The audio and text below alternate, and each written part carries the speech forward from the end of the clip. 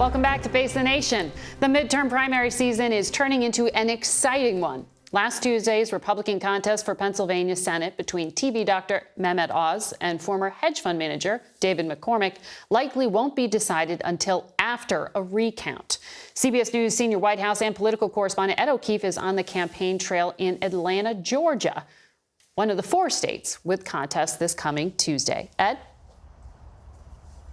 Margaret, great to see you. Some big contests here on Tuesday that remind us they're all former President Trump's to lose because he's decided to engage in them. First off, in the Senate race, former football star Herschel Walker is coasting to a Republican win here. He'll take on the Democratic Senator Raphael Warnock in what promises to be one of the most expensive and divisive Senate contests this cycle. But it's the governor's race where former President Trump is perhaps most personally invested. Republican Brian Kemp facing a challenge from the former Senator David Perdue, who was put up to the race by Mr. Trump. Kemp, however, appears to be pulling away in what will end up being a general election matchup between the governor and his former Democratic opponent, Stacey Abrams. But there's another contest that we wouldn't normally focus on here on Face the Nation, the race for Secretary of State. Brad Raffensperger, like Governor Kemp, decided to stand against former President Trump's push to change the results of the 2020 election here in Georgia and somehow get him to win. Raffensperger's in a crowded field, and he's likely headed to a runoff election next month. But elections observers all across the country concerned that if he loses, it's a sign that someone like the former president can come in and try to manipulate elections.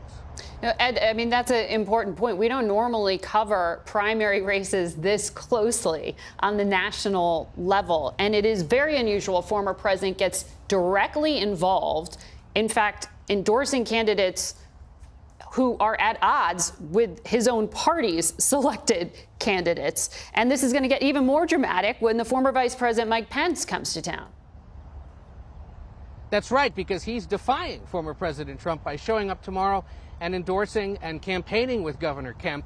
Pence and a handful of other GOP office holders have been here in Georgia in recent weeks, seeing the trends that show that Kemp is going to win despite standing against the former president, because they come out of the wing of the party that still believes that somebody other than Trump can somehow prevail in 2024, retake control of the party, and win over general election voters that continue to show up in our polling as not necessarily big fans of the former president. But you're right, you never see a former president or vice president quite at odds like this. The race here in Atlanta across Georgia is a big proxy fight for them. All right. We have to talk about Democrats here, too. And excuse me, you heard our CBS poll. Democrats view the party as weak, a large number of them. There's also such sharp criticism of the president reacting too slowly. What's the signal here for Democrats?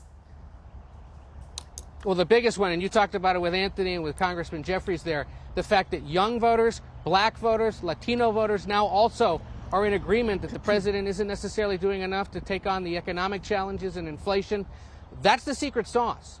If you can't convince young people, black people, Latino voters in this state, like Georgia, in others across the country, you're going to see Democrats lose big statewide elections. Stacey Abrams, Raphael Warnock here in Georgia need those numbers to improve in order to get the Biden coalition to turn out again.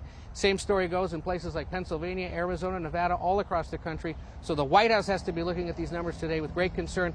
It's part of the reason why you've seen the White House in recent days really step up its attempts to demonstrate that it's on top of the baby formula shortage. You have those flights arriving today with the first stockpiles from Europe because they understand unless they're demonstrating action, those numbers are only going to get worse.